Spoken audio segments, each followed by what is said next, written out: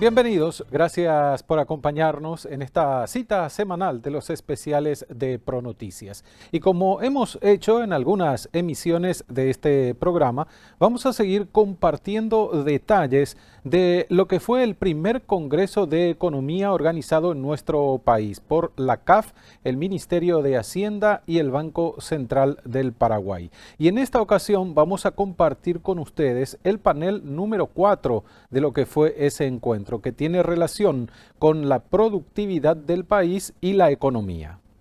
En la edición semanal de los especiales de ProNoticias compartiremos la segunda parte del primer Congreso de Economía organizado por el Ministerio de Hacienda. En el primer panel se habló de política fiscal para el desarrollo del Paraguay con disertantes locales e internacionales.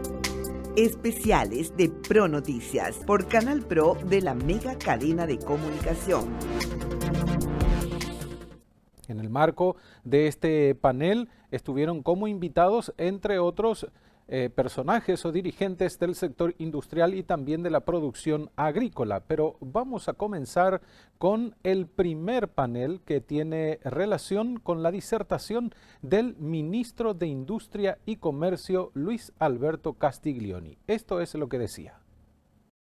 El Paraguay se ha esmerado en construir un modelo de desarrollo económico a partir de un año clave. Ese año clave es el año 2003. Hasta ese entonces teníamos una realidad socioeconómica muy preocupante, de hecho que hizo crisis absoluta. En ese año a mí me tocó asumir la vicepresidencia de la República en el gobierno que asumía y me tocó desempeñarme un poco como coordinador en varias misiones internacionales y al mismo tiempo en el proceso de acuerdo con los sectores, todos los sectores gremiales, las fuerzas vivas de la sociedad, los partidos políticos, para conseguir el gran pacto que permitan hacer las grandes reformas que se realizaron a partir del año 2003, fundamentalmente el 2003 y 2004, y que constituyen un punto de inflexión en la historia política y económica del Paraguay. Quiero repetir este año, a pesar de que ustedes ya lo conocen, año 2003, punto de inflexión en la historia política y económica de la República del Paraguay. Nosotros estábamos absolutamente convencidos de la necesidad de producir ese punto de inflexión, de adoptar un modelo de desarrollo económico que sea sostenible en el tiempo, que sea viable, que apunte a la formalización de nuestra economía y que apunta a desarrollar todas las capacidades productivas de la República, de todos los sectores. Sobre esa base se realizaron todas las reformas que ya conocemos, que se han citado probablemente aquí antes de esta intervención. Grandes reformas, comenzando con la reforma de la estructura fiscal, que fue una verdadera revolución, en la cual algunos no tenían mucha fe. Sin embargo, al poco tiempo dio como resultado una de las mayores transformaciones y el avances en la economía paraguaya y al mismo tiempo de los procesos de estabilización que gozamos desde ese tiempo hasta ahora. Esas grandes reformas que luego se fueron desarrollando en reformas de segunda, tercera generación hasta ahora, pueden verse claramente en el desempeño económico con indicadores que quiero pasar a mostrar para ir un poco viendo cómo ha avanzado todo. Nosotros éramos conscientes de que no solamente había que apostar fuertemente al aumento del sector primario con la inyección de nuevas tecnologías, capital, inversiones, sino fundamentalmente apuntar al inicio de un proceso de industrialización sin la cual ningún país desarrollado del mundo llegó a tal condición. Esa era una conciencia que se tenía claramente en ese momento.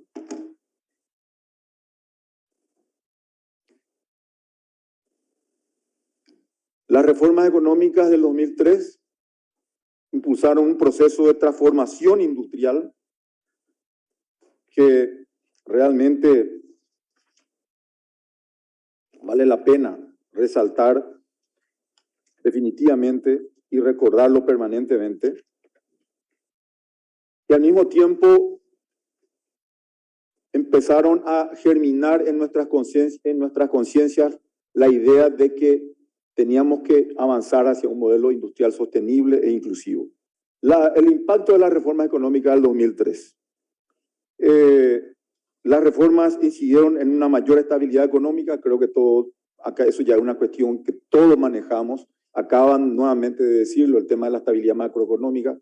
Desde ese tiempo Paraguay es un verdadero modelo de estabilidad macroeconómica. Hace poco la embajadora japonesa en el Paraguay ha dicho que si hay de repente una rápida definición de la economía paraguaya, es sinónimo de estabilidad y previsibilidad. Lo dijo la embajadora del tercer país más importante desde el punto de vista económico del mundo. Incentivaron la incorporación de capital y tecnología en la producción agroindustrial e incidieron en un aumento sustantivo de la productividad. Gracias a una política, yo diría, hasta agresiva de atracción de inversiones, con la promoción de políticas y regímenes de incentivo a la inversión, el régimen de admisión temporaria, régimen de maquila, la ley 60/90, etcétera, ley de materia prima, etcétera, etcétera. El Paraguay se ha ido constituyendo, consolidando como un centro de atracción de inversiones, totalmente alineado al Plan de Desarrollo 2030. Y ese aterrizaje masivo que se empezó a dar paulatinamente a través de los años, fundamentalmente se fue consolidando en el sector industrial. El Paraguay empezó a consolidarse en su proceso de inserción en distintos mercados en todo el mundo. O sea, teníamos claro de que el Paraguay no puede aspirar al desarrollo si no logra una inserción adecuada en el campo internacional. El futuro de desarrollo del Paraguay está íntimamente ligado a su capacidad de inserción en el mundo. Íntimamente ligado. Es una condición sine qua non. Somos 7 millones de habitantes. En este momento producimos alimentos para 80 millones de habitantes. Por lo tanto, esos excedentes deben ser colocados en los mejores mercados del mundo, los que mejor pagan, y eso definitivamente pasa por nuestra capacidad de insertarnos de manera eficiente y eficaz en el mundo. En este año, como acaban de decirse, el 47%, lo dijo la ministra Viviana, el 47% de las exportaciones en este año, como un simple ejemplo, ya son productos agroindustriales y manufacturados, prácticamente el 50%.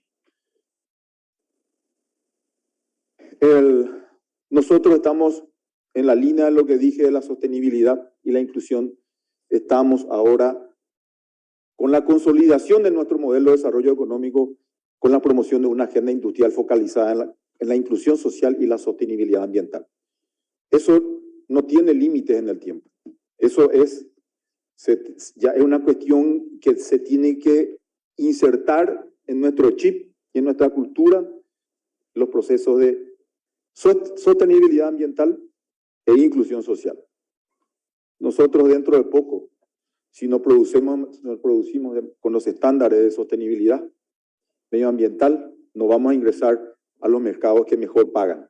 Si no producimos como se tiene que producir, vamos a ir reduciéndonos a ingresar a mercados que pagan los precios más bajos por nuestro producto. Por lo tanto, queremos acceder al mercado europeo, por ejemplo, tenemos que producir respetando los estándares de sostenibilidad medioambiental. Y eso va a ir creciendo hacia todo el mundo. Quiero que se fijen acá en la evolución de los sectores económicos a partir del impacto de las reformas. Fíjense, tenemos como año de referencia 1994 y quisimos hacer tenemos un índice en 1994, el índice de 100 y el crecimiento de los sectores primario, el Producto Interno Bruto Total y la manufactura. Desde 1994, fíjense, hasta el año 2003, cómo van los sectores. Es casi una curva pegada al eje de las abscisas, muy plana, hasta que se producen las reformas y se introducen los nuevos conceptos y una nueva visión y una nueva filosofía y una nueva gestión en nuestro modelo. Fíjense lo que ocurre a partir de este año. Fíjense cómo cambian las pendientes de las curvas. A ver, para apuntar aquí.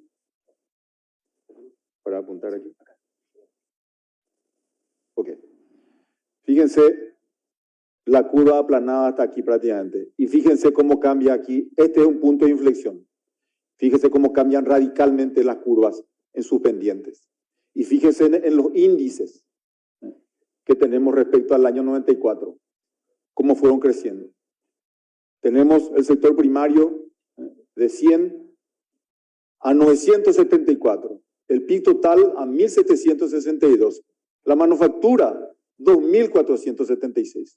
Es realmente el dinamismo antes de la reforma era muy pobre, casi sin despegue y posterior a la reforma estamos viendo este fenómeno. Y aquí también podemos ver la complementariedad en el modelo. Lo que le estábamos hablando y reflexionando sobre Adam Smith, el padre de la economía, que muchos hoy recordaron y mencionaron seguramente, ¿verdad? La necesidad de la complementariedad de los sectores.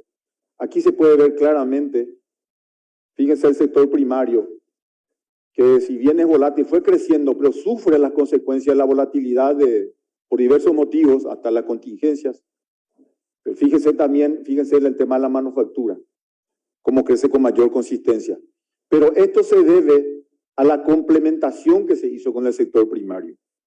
El sector primario también creció porque hubo fuerte inversión en el sector primario, aplicación de altas tecnologías, nuevos modelos de producción, enriquecimiento del suelo, etcétera, etcétera, etcétera. Eso posibilitó también que el sector manufacturero cuente con mayor cantidad, mayor volumen, mejores materias primas y aplicando también fuerte inversión, nuevas tecnologías, nuevos procesos,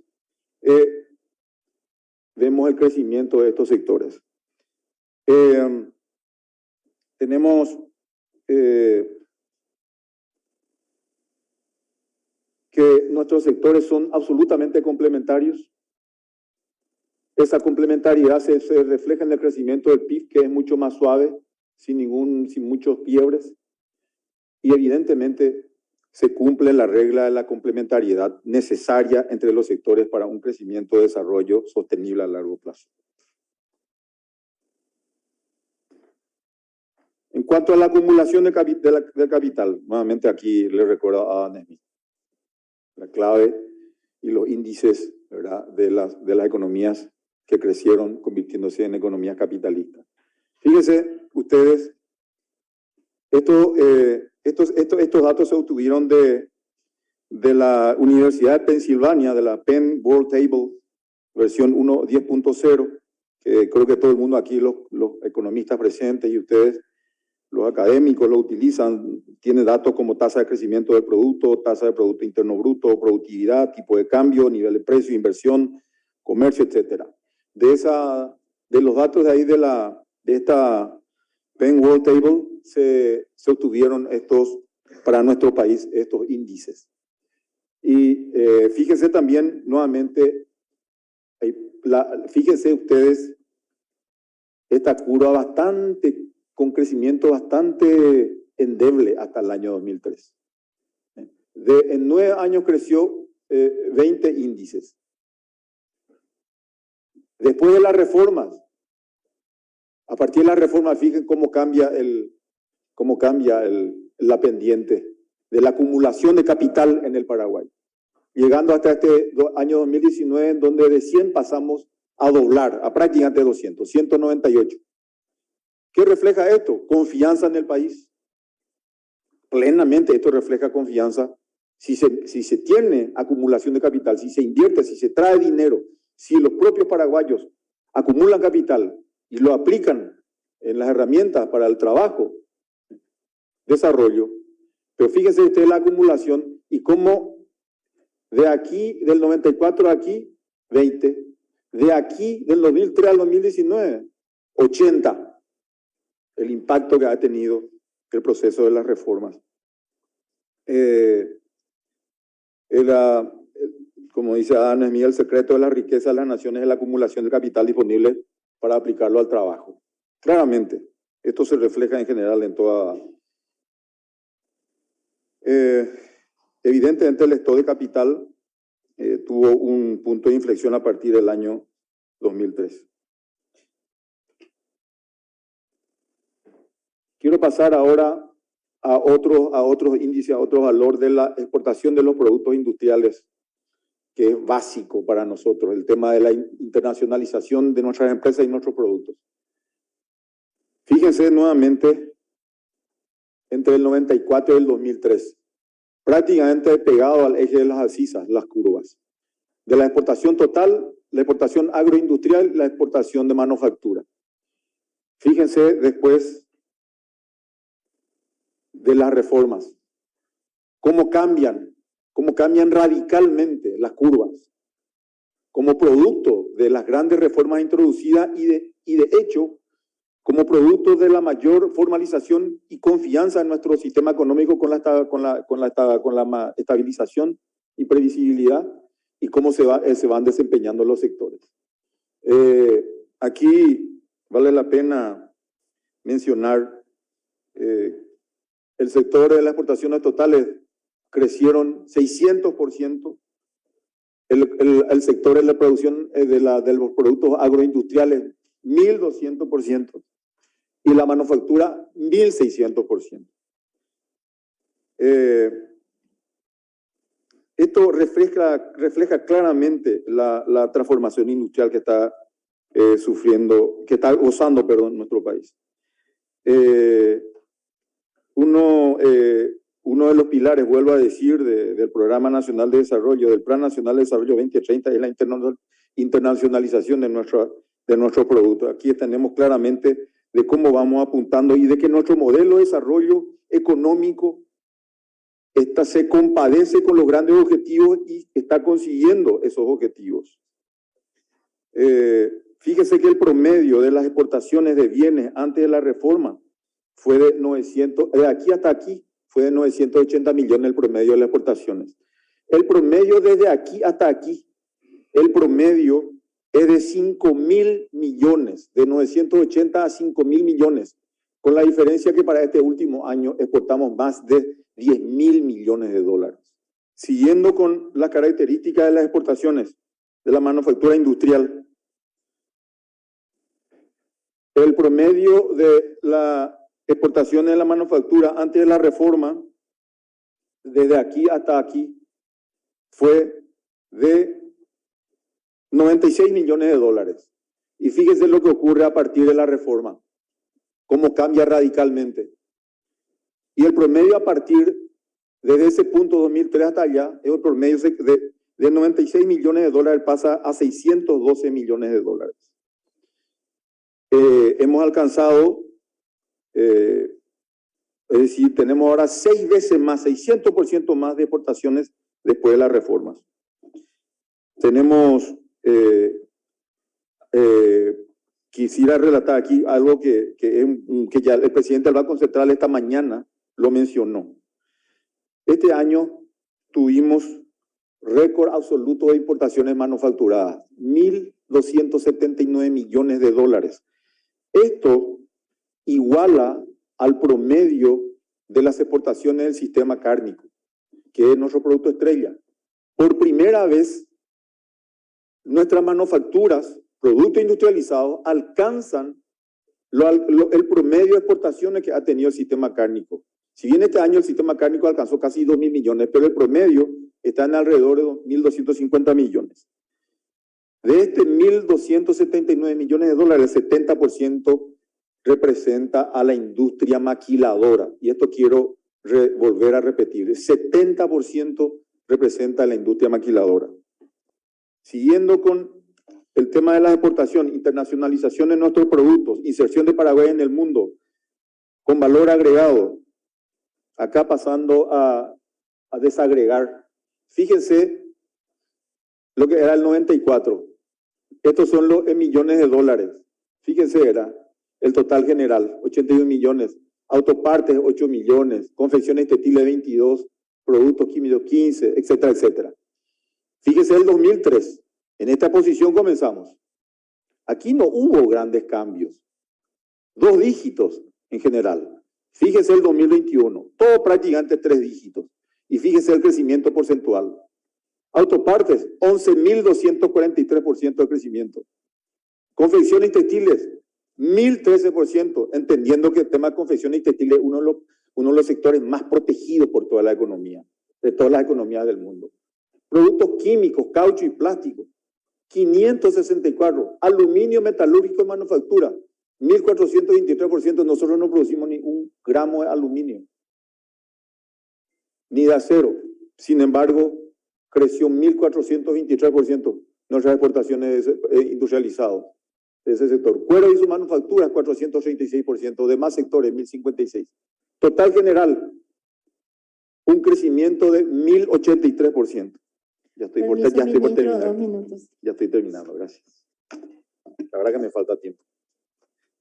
Siguiendo en la parte de desagregar para los productos agropecuarios, o sea, para el tema de agroindustria.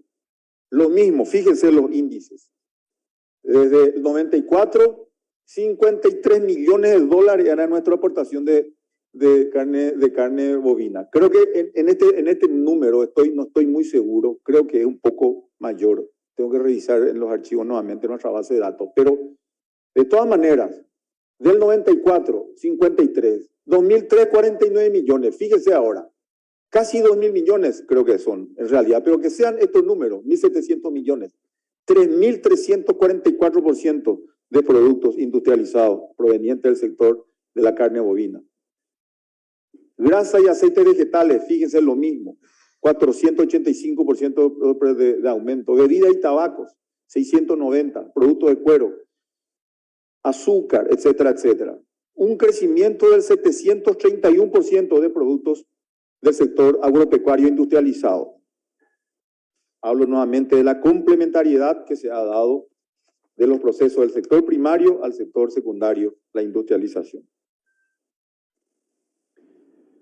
Tenemos que hacer que todas las políticas que se vayan consolidando a partir de ahora, o las acciones que se desarrollen, tengan que tener esto como una cuestión de cultura inclusive.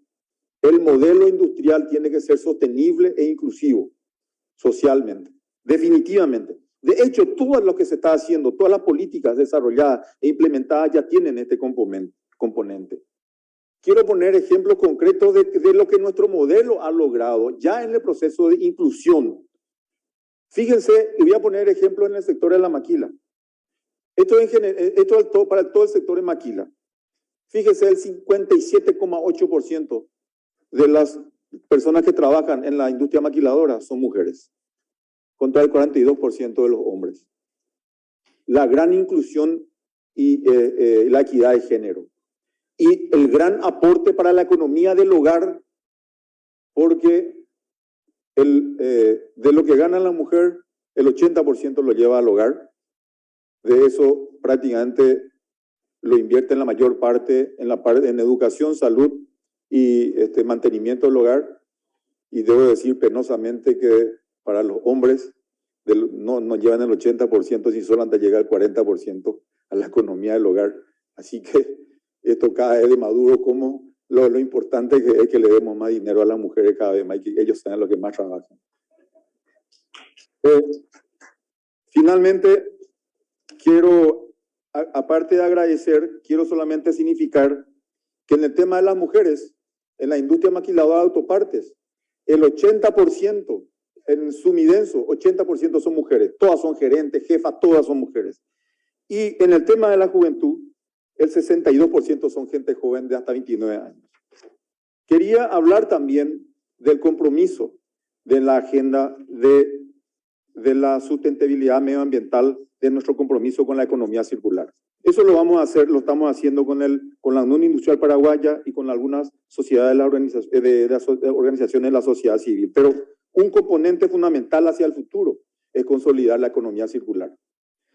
Tenemos un modelo de desarrollo que funciona, que ha funcionado, que funciona, que necesita algunos correctivos, por supuesto. Necesitamos diversificar más, por supuesto. Pero tenemos un desarrollo económico autóctono. Los paraguayos lo hemos hecho.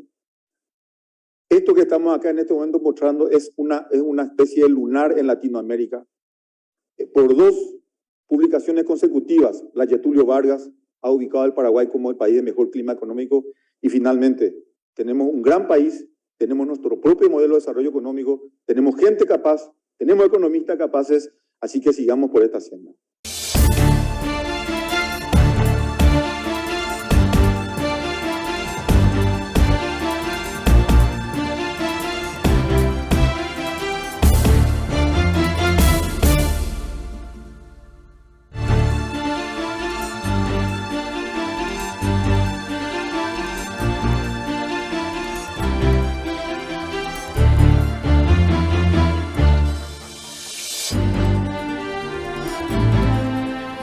Continuando con detalles de lo que fue el cuarto panel del primer Congreso de Economía organizado en nuestro país, vamos a compartir lo que decía una economista y docente colombiana, Marcela Eslava, sobre la situación productiva tanto de nuestro país y el contexto regional. El Paraguay, como hemos venido oyendo a lo largo del día, tiene una muy positiva serie de indicadores de crecimiento reciente, una positiva dinámica industrial, como nos venía comentando el ministro. Yo querría centrarme hoy en algunos lugares donde todavía vemos preocupaciones en esencia para tratar de proyectar una visión de hacia dónde hay espacios para avanzar. Paraguay comparte con otros países de la región, de América Latina en general, una importante brecha de productividad frente al mundo desarrollado y de manera preocupante en esa dimensión de crecimiento inclusivo, de la que venía hablando el ministro, comparte también con América Latina altos niveles de desigualdad y altos niveles de informalidad. Entonces, lo que quisiera hacer yo hoy es mostrarles algunos síntomas asociados a esos 2 problemas, esas 2 características indeseables de las economías latinoamericanas, mostrarles que Paraguay muestra esos mismos síntomas de manera de hecho exacerbada, y discutir brevemente qué nos dicen esos síntomas acerca de hacia dónde sería deseable enfocar estrategias que ayuden al crecimiento. La conversación en el mundo entero alrededor del problema de desigualdad ha sido muy intensa. La desigualdad se ha convertido en un tema de conversación no solo en América Latina, que ya lo era, sino en el resto del mundo. Y esa conversación global ha llevado el foco de la discusión hacia la problemática de la concentración de mercado, la concentración de rentas en unos pocos propietarios de unas gigantescas empresas multinacionales. Y allí es donde está hoy en día la discusión de la desigualdad.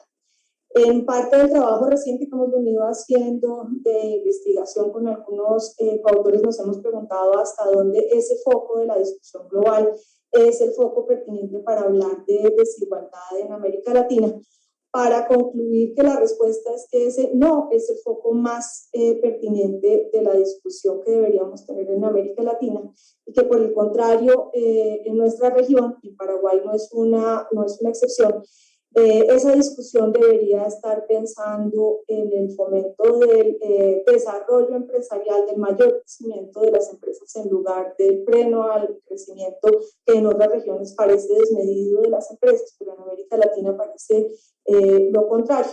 Y entonces voy a ilustrarles un poco esa discusión para tratar de hacer ese punto. Como mostraré en algún momento, el sector industrial comparte estas características. Sin embargo, no tengo los datos más puntuales para el sector industrial paraguayo, entonces déjenme ilustrárselos en general para los sectores productivos de nuestras regiones y de Paraguay, y luego pasar ahora sí a mostrarles algunos datos de manufactura, pero no en particular para Paraguay.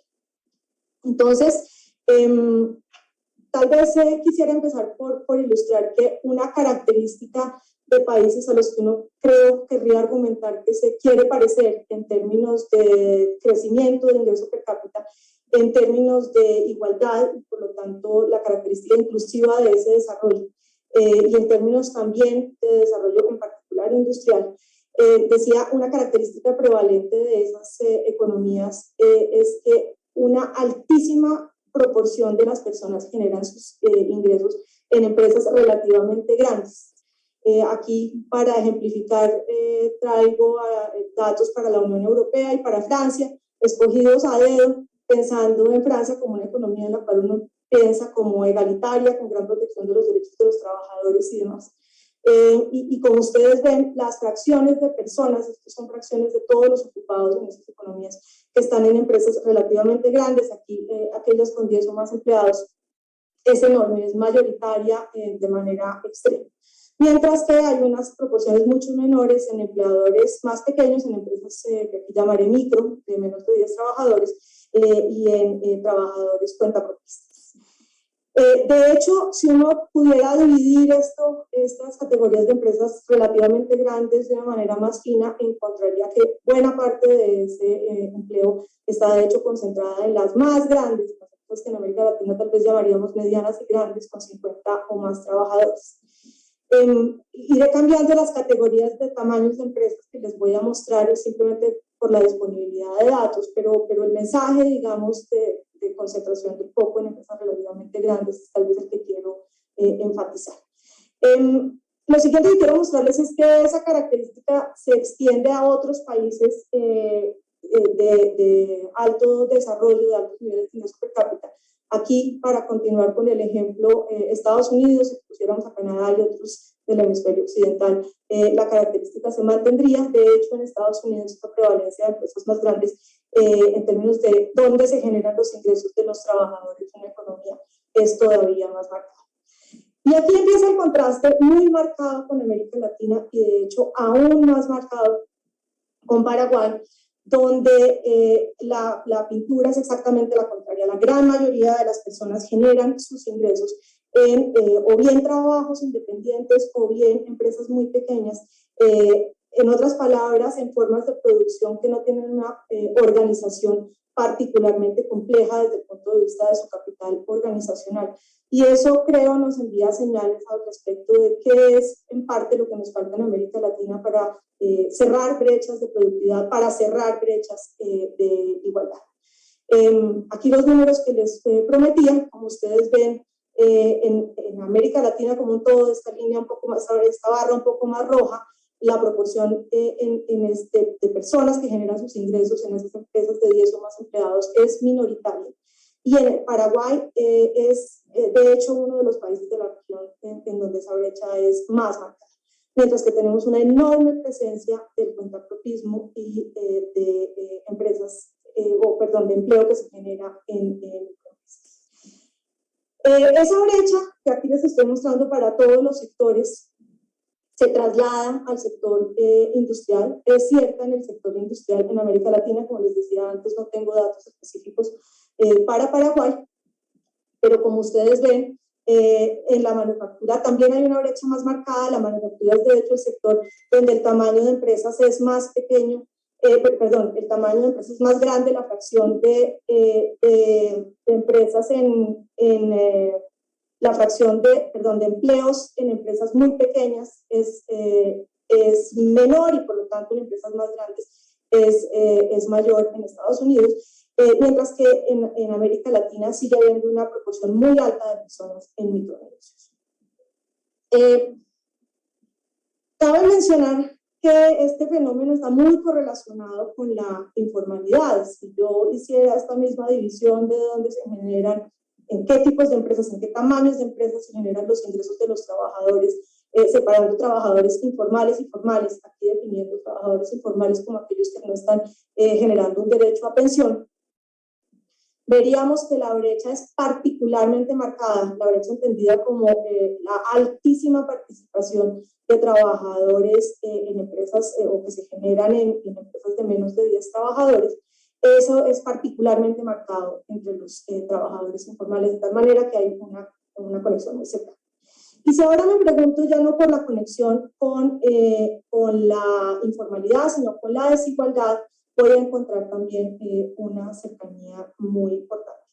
Déjenme primero decir que si pensamos en informalidad en América Latina versus otros países, en particular países más desarrollados, una característica, o tal vez la característica descollante de la desigualdad en América Latina es que no solo hay más dispersión de los ingresos, más gente en los extremos de la distribución, sino que en América Latina en particular, donde es más notable esto es en la cola baja de la distribución. En otras palabras, en América Latina, por contraste con Europa, por contraste con Estados Unidos, la preocupación de desigualdad no es tanto el hecho de que unas pocas personas tengan mucho de la riqueza, o no es solo eso, sino también que tenemos una enorme concentración de gente, grandes masas de personas que están en la cola baja de la distribución. Ustedes lo ven aquí en estas gráficas de la distribución, están en la cola baja de la distribución, y eso en un ambiente en el cual esa cola baja ya tiene una enorme distancia, mucho mayor que los otros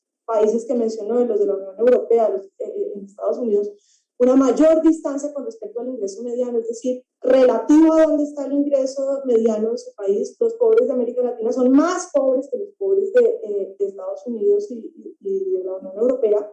Eso también pasa un poco con los ricos son relativo al ingreso mediano más ricos, pero ni la brecha es tan grande entre los ricos en comparación con Estados Unidos y Europa como lo es en los pobres. Por otro lado, podemos olvidarnos del hecho de que esa mediana de la distribución está muy corrida a la izquierda en América Latina. Es decir, los pobres son más pobres en un ambiente en el que todos somos relativamente más pobres comparados con esas regiones. Eso para decir que el foco de la desigualdad en América Latina, algo que nos debe preocupar, no para olvidarnos de la derecha de la distribución, pero sí para pensar de manera con más ahínco en cuál es la solución del problema de desigualdad en América Latina. Tiene que pasar por pensar en los extremos más precarios de la distribución. Y aquí lo que hago es repetir esas distribuciones de dónde están los trabajadores en términos de los tamaños de las empresas en que se encuentran. Para personas más pobres, los de los quintiles más bajos de la distribución, y para personas más ricas. Y lo que les quiero mostrar es que esa característica de concentración de los empleados en microempresas y cuentapropismo, o lo contrario, la poca participación de las empresas más grandes, es particularmente marcada en los quintiles más bajos de la distribución, mientras que en los quintiles más altos no es tan lejano de lo que pasa en Estados Unidos. Mientras que en Estados Unidos, por ejemplo, no hay una diferencia tan marcada entre los distintos quintiles de ingreso de las personas. En otras palabras, las personas más pobres en América Latina, que como ya dijimos son más pobres incluso dentro de sus regiones comparado con lo que pasa en otras regiones, están en general generando sus ingresos, particularmente en el contrapropismo y en microempresas. En Paraguay eso es particularmente exacerbado. Entonces, con todo esto, simplemente sé que está ya terminándose mi tiempo, entonces déjenme simplemente cerrar con decir lo que he señalado aquí son síntomas. Yo no he mostrado una investigación que nos permita decir aquí qué es lo que está causando estas problemáticas. Pero de lo que conocemos de investigaciones previas, sí sabemos que en parte se derivan del hecho de que tenemos más bajas capacidades para la productividad y en términos de habilitadores de esas capacidades, la educación, la igualdad de oportunidades son elementos fundamentales. Y los entornos institucionales que no ofrecen condiciones que fomenten justamente esas formas de producción con alta capacidad organizacional. Unos temas de regulaciones que suelen ser onerosas y más onerosas dadas las capacidades productivas de base que son relativamente bajas, que desincentivan la organización formal y la interacción con el Estado, en particular o muy relacionado con que tenemos unas capacidades estatales bajas, unas regulaciones muy ambiciosas en unos ambientes de baja capacidad para hacerlas cumplir. Todo esto simplemente para señalar que en esos esfuerzos que hagamos hacia adelante en todos los países de América Latina y por lo que mostré en particular en Paraguay, las condiciones, los habilitadores de crecimiento que nos separan en estos momentos de esos países a los cuales queremos parecernos más, son habilitadores que están constituyéndose barreras en particular para el crecimiento empresarial de las unidades empresariales que existen y para el surgimiento de nuevas unidades empresariales. No alcancé a mostrarles los datos, pero en América Latina no nos falta emprendimiento. De hecho, nos sobra emprendimiento entendido como el hecho de que una mucha mayor fracción de las personas en América Latina comparado con Europa y con Estados Unidos, una mucha mayor fracción, decía, en América Latina son emprendedores. La diferencia está en que somos emprendedores en un tipo de emprendimiento que es un emprendimiento más de subsistencia que un emprendimiento transformacional.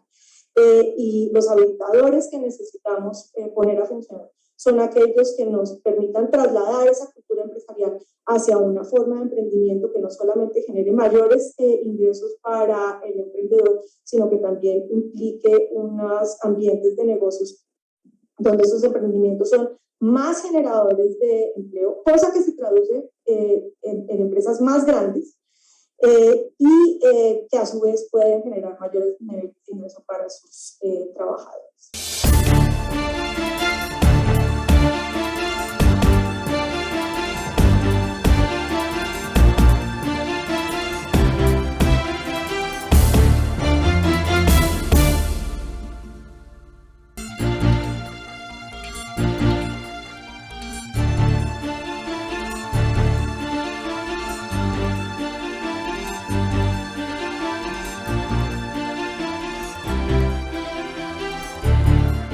El cuarto panel del primer Congreso de Economía organizado en nuestro país tuvo 2 expositores y 2 analistas de esas exposiciones que también dieron detalles de la situación productiva del país. El primero de ellos fue el titular de la Unión Industrial Paraguaya. Escuchemos lo que compartía.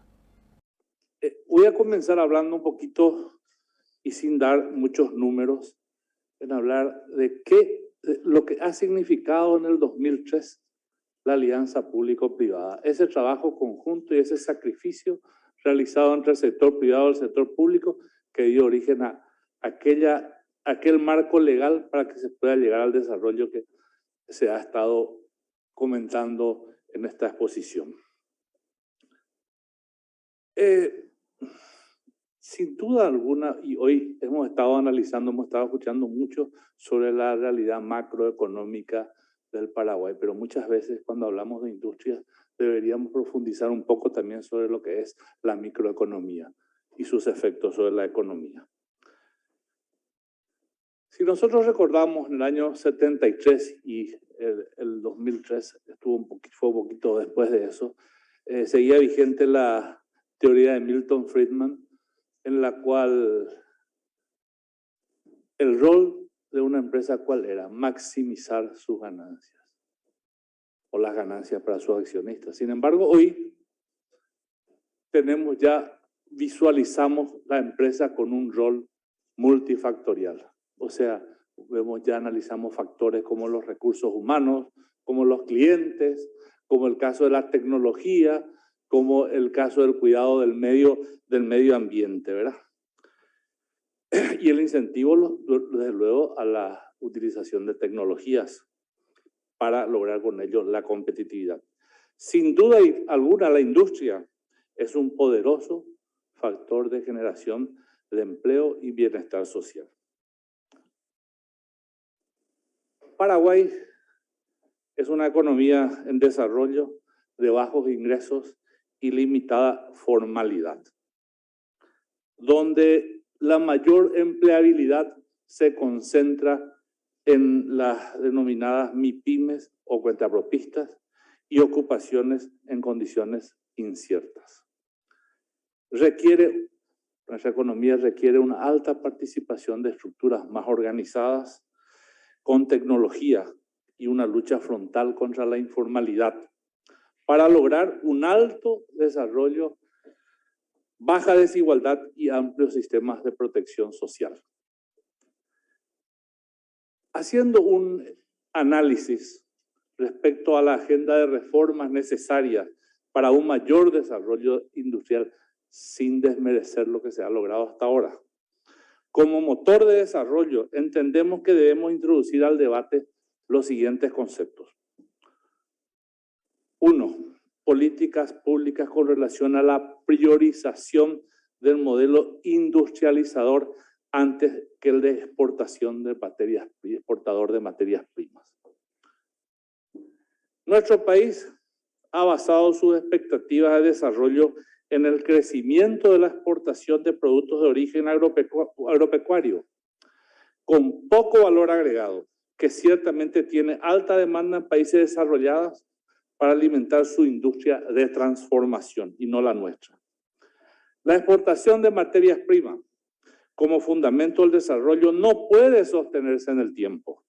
La mecanización de los cultivos, la concentración en cultivos de renta, la incorporación de tecnología que aumenta el rendimiento para la misma cantidad de obreros contratados produce un excedente de la población que no encuentra fácil inserción en el mercado laboral.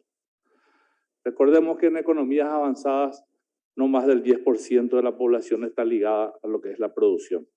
El resto de la población necesariamente debería estar ocupado para la industria y por el área de servicios. En países con instituciones débiles, el riesgo que la población vigorosa se dedique a actividades informales o ilegales es mayor y preponderante, que es un poco lo que nos ocurre. Tenemos alto potencial de generar en torno a nuestras materias primas para generar exportación de productos con valor agregado para el consumo, como también para el desarrollo de la manufactura de bienes de capital, ya sea maquinaria o infraestructura para el sector productivo, así como el equipamiento de las industrias de procesamiento de estos productos. En muchas ocasiones las materias primas que exportamos sin procesar luego nos retornan como productos elaborados. Imagínense esta situación, generando por ende desarrollo y por ende empleabilidad fuera del país, llegando dichos productos hasta competir con aquellos genuinamente producidos en el país. Existe el agravante que cuando ese retorno viene por canales ilegales, no compiten, distorsionan el mercado interno que no termina de generar oferta nacional para estas situaciones. El objetivo no debe ser logrado por la vía de cargar impuestos a los productos en estado natural, porque iría en detrimento de la producción primaria.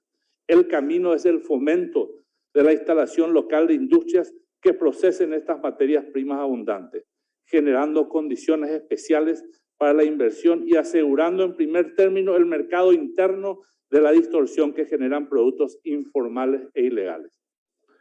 En segundo lugar, consideramos que requerimos políticas públicas con relación a la seguridad jurídica y física de las personas. La previsibilidad jurídica y la seguridad física de las personas sin duda alguna constituyen un aspecto fundamental en la construcción de una sociedad y en el incentivo a la inversión. Por ende, la dinámica económica que ha de permitir el desarrollo. La inseguridad física y jurídica de las personas en nuestro país está altamente relacionada a la gran impunidad, al incentivo de la economía informal, al sostenimiento de sus distorsiones del mercado, aprovechando la brecha de precios entre lo formal y lo ilegal o informal. La impredecibilidad jurídica causada por la tolerancia moral y jurídica hacia lo ilícito requebraja la integridad de las instituciones, de los órganos de control y de la justicia, con efecto directo sobre el clima de negocios y por ende en la inversión industrial. Debemos aumentar sensiblemente la inversión en seguridad y la información de los recursos correspondientes para el mantenimiento del orden público que habrá de brindar sus consecuencias sobre el clima de negocios. La marginalidad debe ser sancionada y la formalidad debe ser resguardada. Tercero, políticas públicas con relación a las compras públicas como medio de consolidación del mercado interno para la industria de todos los sectores. Las compras públicas deben ser la herramienta preferente para impulsar el desarrollo industrial y por ende la generación de empleo en el Paraguay y no en otros países. Es un mecanismo eficiente para desarrollar la industria nacional y la sustitución de las importaciones, así como la creación de empresas de mediano y pequeño porte distribuidas en todo el territorio nacional. Cuarto, políticas públicas con relación al cuidado del medio ambiente y los recursos naturales. El cuidado del medio ambiente y nuestros recursos naturales requiere una alta sensibilización de la población sobre la fragilidad del medio ambiente y de las limitaciones que ya tiene el planeta para albergarnos a todos. Ciertamente, Paraguay no tiene mayor responsabilidad en el cambio climático antropogénico que venimos experimentando, por lo cual nuestra contribución no debe afectar el crecimiento y el desarrollo que tanto necesitamos. Nuestro país debe enfocarse a la adaptación al cambio climático. Producción y medio ambiente son perfectamente compatibles.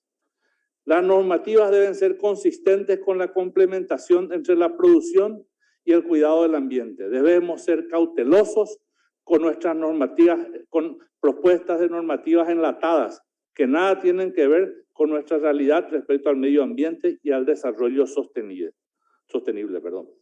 Quinto, políticas públicas respecto a la industrialización en la era digital. Hoy el mundo avanza hacia la cuarta revolución industrial, con el aumento y el uso de tecnologías digitales y de inteligencia artificial en sus procesos de producción.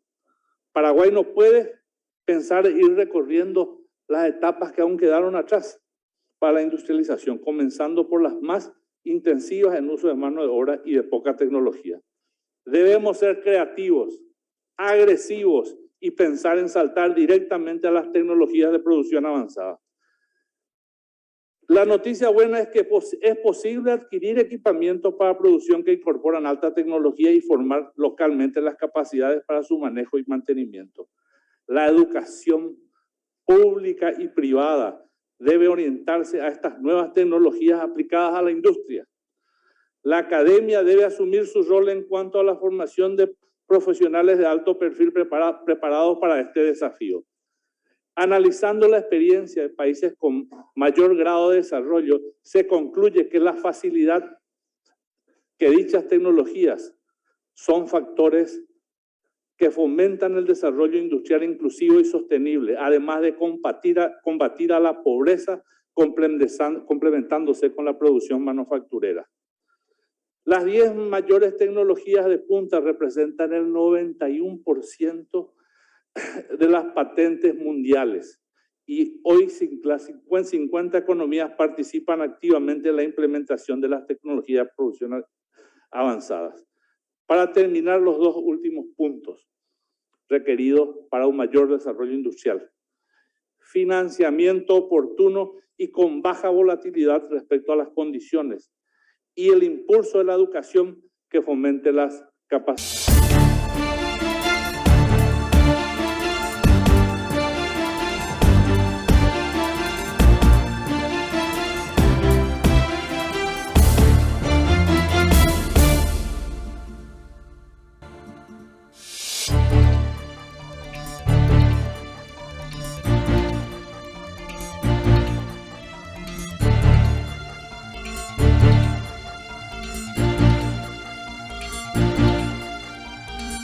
El otro invitado al panel número 4 del primer Congreso de Economía organizado en nuestro país fue el titular de la Unión de Gremios de la Producción, Héctor Cristaldo, que analizó la producción agrícola del Paraguay y su incidencia en la economía. La falsa dicotomía de producción versus industria o exportación de materia prima a veces o materia procesada, creemos que tenemos que mirar la cadena productiva visualizando a todos los actores. Tenemos acá el comercio exterior. Comienza con la importación y toda la cadena de servicios hasta llegar al campo. Maquinaria, insumos, sistema financiero, logística y servicios, asistencia técnica. Y acá llega el campo. Acá se generan los productos que sirven de base y de materia prima, transporte, centros de acopio, y acá están las industrias procesadoras. Es un complemento de todos los actores y todos los actores económicos, y se van complementando. Cada uno juega un papel. Hay una interacción y una interrelación. No somos independientes ni antagónicos, somos complementarios. Tenemos el sistema de transporte, esto llega a la distribución al mercado interno, o la logística de exportación, que tenemos casi 40 puertos sobre el río Paraná y el río Paraguay, y tenemos la tercera flota fluvial de barcazas en el mundo, detrás de Estados Unidos y China. Es decir, Paraguay es un país chiquitito, está en la Grandes Ligas en todo el sistema de logística de exportación, y ahí sale al mercado. Puede salir tanto procesado como materia prima, eso vamos a ver, y hay un proceso que tenemos que entender. No es que es automático el tema de valor agregado o no. Entonces, quiero usar esta estructura del clúster de balanceado para mostrar la cadena de valor. Soja, maíz y granos es la base de la materia prima base, que comienza acá en el campo, se produce, va a los centros de acopio, industrias procesadoras, esto va a la fábrica de balanceado, granja de producción, aves, cerdo, tambo, feedlot, y eso va directo al mercado interno, comercialización mercado interno, o a las industrias frigoríficas, lácteas y derivados que se generan. Entonces, como ven, un grano de maíz o un grano de soja acá se convierte en 1 kilo de ave, 1 kilo de cerdo o en 1 litro de leche. Y eso va a la industria y se convierte en lo que llega a la mesa del consumidor. El proceso comienza en la chacra, termina en la mesa de cada uno de nosotros, pasando por todo el sistema de comercialización, supermercados, lo que sea, y toda la logística de distribución y logística que va al mercado externo y mercado interno. Entonces, como ven, son sistemas que se complementan e interactúan. No hay contraposición, primera cosa. Segunda cosa, estos procesos ya están en marcha en Paraguay. Mucha gente no se dio cuenta, pero a partir del 2010 comenzó este proceso de transformación, que es lo que muestra. La base la generó ese primer acuerdo del 2003, y a partir de ahí, cuando Paraguay alcanzó las 7 millones de toneladas, vinieron las fábricas a instalarse ya adicionalmente a la que ya estaban instaladas las procesadoras de grano. Entonces, es una cuestión de disponibilidad de materia prima para que se instale. Entonces, no es una cuestión de excluyente, sino que es una complementación, como vuelvo a repetir. Y quiero también señalar que el productor se fue adaptando. Hasta el 2009 era el algodón el producto estrella de los campesinos. A partir de la desaparición del algodón, se volvió productor de grano. Hoy el 23% de la producción de grano está en manos de pequeños productores en fincas de menos de 20 hectáreas. Son 865.000 hectáreas que están en manos de pequeños productores, y se convierte en su principal fuente de ingreso, cosa que muchos tomadores de decisión y muchos formadores de opinión no conocen y no llevan en cuenta. Nosotros tenemos mucho trabajo hecho con ellos, y aquí está la base del circuito con que funciona la economía paraguaya en esta cadena de valor. Entonces, yo quería también hablar de desarrollo sostenible y el rol del Estado en la cadena productiva, las políticas públicas para el desarrollo sostenible. Creo que ahí hay el sector privado, las cadenas productivas, producción, valor agregado, mercado, o la cadena de distribución, consumidor final. Esto tiene una dinámica propia que puede ir creciendo y funcionando mejor en cuanto al entorno que genera el ambiente institucional, y acá juegan las leyes, las normativas, la educación, que es rol del Estado, donde las normativas tienen que ser estables en el tiempo, no se puede estar cambiando de un día para otro para poder prever para las inversiones y generar empleo con ingreso digno para la gente. Y después tenemos la gestión o gobernanza, donde creemos que la burocracia es un freno a la formalidad. Creemos también que se necesita más transparencia, jugar más limpio con todas las informaciones y acceso a la información para crear confianza. Ahí también está el tema de seguridad jurídica y seguridad personal que ya había mencionado Enrique. Y necesitamos reglas claras, simples y de fácil cumplimiento para que la gente se incorpore realmente a los procesos económicos. Y esa es la tarea. Después tenemos allá informaciones, otro tema que tenemos que trabajar mucho. Necesitamos información oportuna, segura y base de datos confiables. Nuestro último dato para la agricultura, por lo menos el censo 2008, ya tiene su año. Estamos trabajando, planificando con foto vieja. El censo 2012 no terminó bien, ahora se va a hacer el censo nacional de población y se va a hacer también el censo agropecuario nacional. Creo que es un momento oportuno para actualizar todas las bases de datos, interconectar las bases de datos, porque no puede ser que cuando uno va a hacer una gestión tenga que llevar los mismos papeles que ya llevó, a veces dentro del mismo ministerio, porque es otro departamento nomás. Hay gestiones que no tienen ni sentido. Cuando te va a pagar tu registro en la municipalidad, tenés que ir a formar una fila para comprar una estampilla de 1.200 guaraníes. No sé para qué, el tiempo de la gente cuesta más que eso. Entonces, esas son las cosas que tenemos que apuntar a la modernización ya. Y después tenemos las inversiones públicas, que carretera se avanzó bastante estos años, y conectividad, que es el otro tema que necesitamos. Y todo eso nos va a llevar a este desarrollo sostenible, que es lo que estamos apuntando en sus tres dimensiones, en lo ambiental, en lo económico y en lo social. Creemos que las veces que trabajamos juntos y con una visión compartida y un esfuerzo compartido, el sector público, el sector privado, Paraguay tuvo avances importantes. Cuando confrontamos, se frena todo. Y un último mensaje, yo creo que el problema de Paraguay no es ni económico, ni la macroeconomía, ni la microeconomía. El problema se llama politiquería y populismo, que está degradando las instituciones. Están, inclusive el cronograma que presentó hoy el ministro de Hacienda de equilibrar para el 2024 el déficit fiscal, está en juego, hoy él mismo lo mencionó.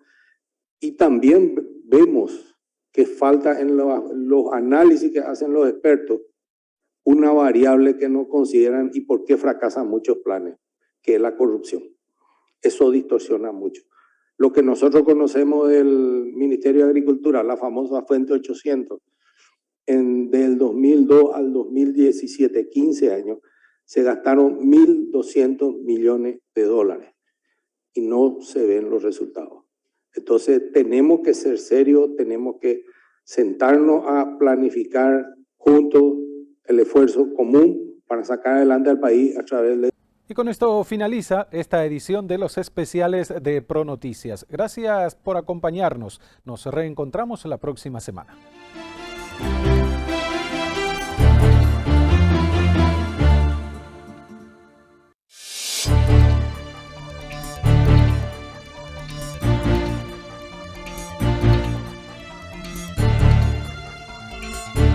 En la edición semanal de los especiales de ProNoticias compartiremos la segunda parte del primer Congreso de Economía organizado por el Ministerio de Hacienda. En el primer panel se habló de política fiscal para el desarrollo del Paraguay con disertantes locales e internacionales.